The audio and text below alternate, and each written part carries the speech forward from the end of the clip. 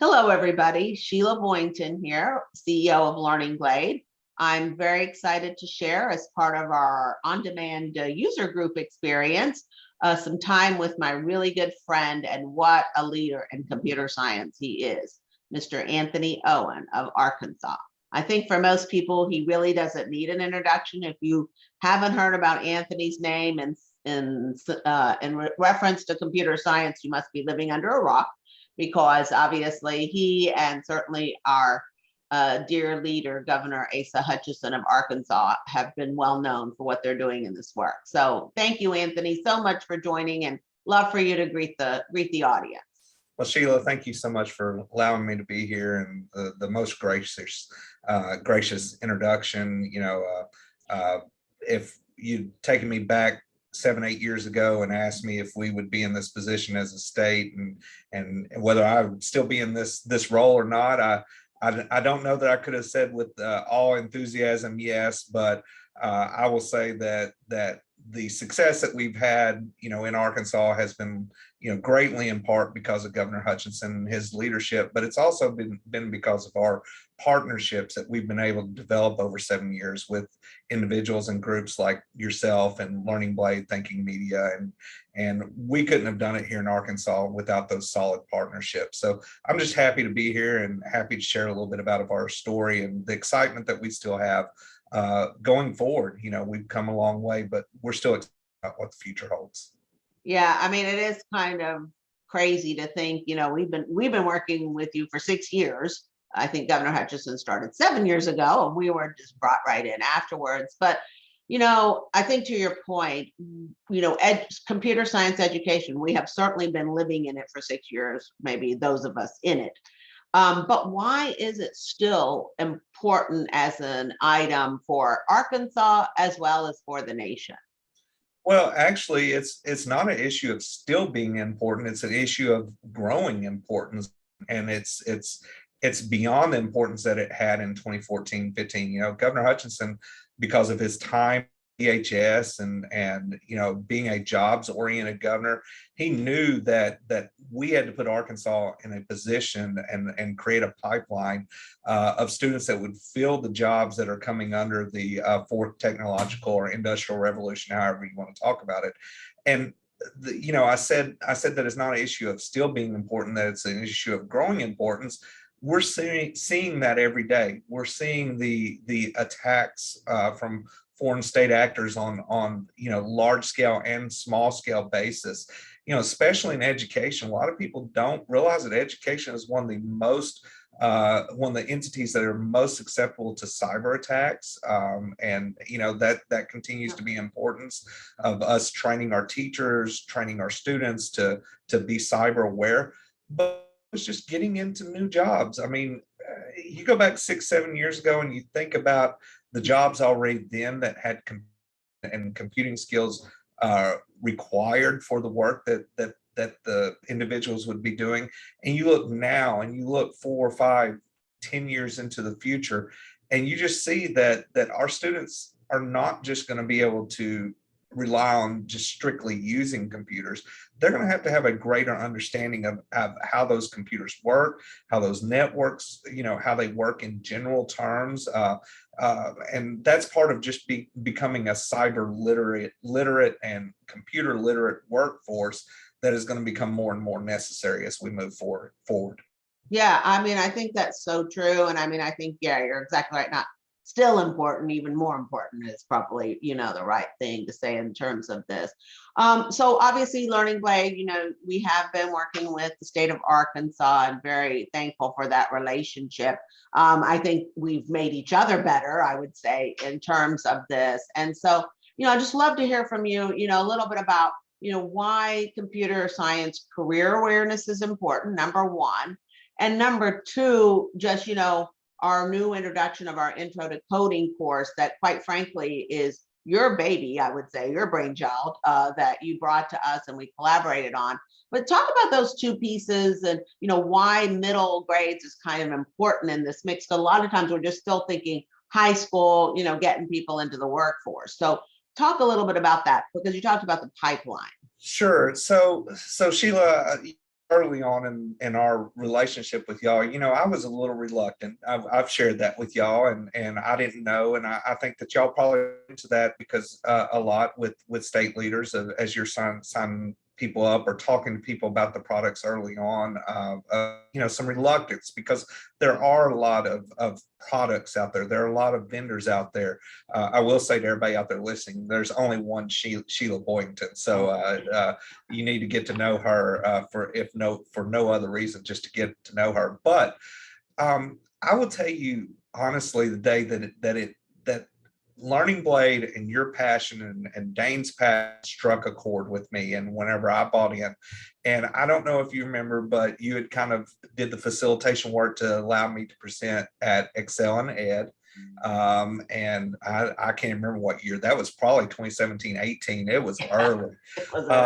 But you shared a graphic with me that I ended up using in my presentation. And it was a graphic that either y'all had created or borrowed from somewhere that had a pipe, and it showed, bandages and leaks, and it started with this real big pipe on one end, and it got gradually smaller and smaller and had these leaks, and just the analogy was that this big pipeline is what we have coming into middle school of students that can be interested in STEM careers, and that are still interested in STEM careers, and it's a huge pipeline, and then it just gradually gets smaller and smaller all the way to 12th grade, and and careers, and that graphic, and hearing you talk about that graphic and the passion behind it is really what sold me on you. It wasn't Learning Blade that sold me. It wasn't the product at that time that sold me. It was honestly the passion by which that you talked about it, because I knew from talking with you that the few concerns I had about Learning Blade, we could talk with you, we could work those out, we could correct them, because you did have that passion.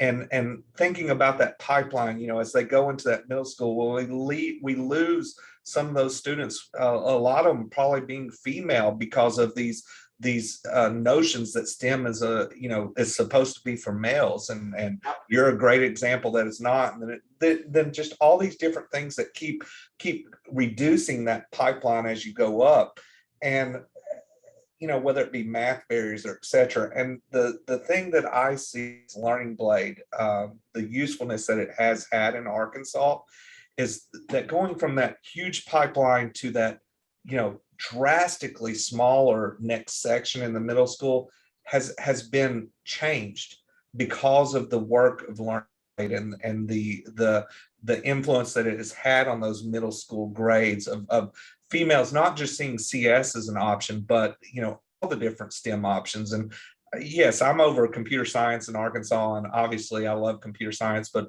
my background is math, and I believe in STEM in general, and want more and more students to be involved in STEM. So I think if we looked at that pipeline, if we redid that pipeline now, 6 years later, after for Arkansas,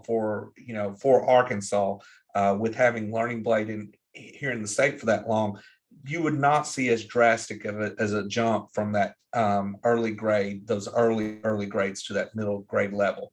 You asked about the coding block. I've shared this story publicly. Governor Hutchinson, first couple months of the initiative, he called me in. He said, Anthony, I want 7,500 students taking high school CS by year 5 of this initiative. And I told him, I said, Governor, that's no problem. I'd heard that he was going to charge me with that. So I, me well enough by now, knowing Sheila, that I'm going to have a plan in place, or at least have given some thought to it. And so I said, Governor, I said, that's not a problem. I can get you the 7,500. I said, but unless we do something different than what we're currently doing or looking at doing, the vast majority of them are going to be like me, white and male. And that's just what statistics show. Yeah. And, the governor had learned well enough by that point that I'm not going to make a statement like that unless I had a plan. He said, well, tell me what you're thinking. And so, we have to back it up. We have to look at elementary. We have to make it a normal part of that educational process, K through 8. because when it's normal for everyone, it's abnormal for no one. Yep. And the great thing about that is we developed those standards. We developed that 7th, 8th grade coding block, which is a text-based introduction to computer coding. And that was a great step of putting that normality into CS becoming normal for all students, Yeah. CS and digital literacy. Mhm. But the vision that Governor Hutchinson and his team had by bringing Learning Blade to us for consideration of adding to that middle piece was great. And then, throughout the years, we saw that the success that we were having with students during those middle grades. And, I came to you and Dane and said, I would love for us to have a curriculum that we can hand to teachers that meets that coding block requirement. Because we already have a lot of teachers using it, they believe in it. I don't know if we're still the #1 usage state, but if we're not, we're still very high, but in that list. But so obviously we have students and teachers that believe in it. So what if we handed them a curriculum to meet that coding block requirement, that the teachers are already familiar with the platform, that we have a good relationship with the vendor, with the individuals, and we can plan what we're doing to better meet the needs of the state. So it was just a natural fit, and I'm excited about what this is going to mean for our students and teachers moving forward, because a lot of the teachers at that grade level, they need that support. Yes, I mean, I think you're exactly right. And you're hitting on so many things. Girls like career paths where we're helping people. We try to do that. I think also we want to give resources that any teacher can use. We do that, because I think those are some of those gaps that we have. So we have like 30 seconds, 1 minute left. So I think, the biggest thing this year definitely is the National Governors Association and the chairmanship of that by Governor Hutchinson and his choosing K-12 computer science education. And just the experience of being at NGA with him and seeing the camaraderie from across the aisles, which we don't see a lot of these days, was just so encouraging for me. So tell me a little bit about, how that has that made you feel? Because I think, you're definitely a very key component of, that being elevated to national peaks. Well, Governor Hutchinson obviously is just great. And without him, we would not be where we are without his vision and leadership. I'm just happy that I've had the opportunity to play my part. But let's just face it, everything in society nowadays is turning into a political fight. And I remember back whenever I visited the White House under the Obama administration. I've been back to the White House multiple times since then. I started when I would go out and speak nationally to computer science education. What I always tried to say at some point in my presentation was that computer science is not a partisan issue. It will only become one when we make it a partisan issue. And I wholeheartly believe that still. In fact, a lot of people don't realize that that's the reason our logo is the coloration that it is. And that was what I worked with the designer, is that CS is not red, it's not blue, it's both and everything in between. Now, I know the scientists out there are cringing because I said that purple is between red and blue. And yes, I realize on the electromagnetic spectrum, it's not, but let me have my logo. It looks good. It looks good. Well, Anthony, thank you so much. Thank you for your friendship, your partnership, your leadership, all of the ships. You are definitely a true believer and a true gift, not only to Arkansas, but to our country. And look forward to continuing our relationship. Thank you, Sheila.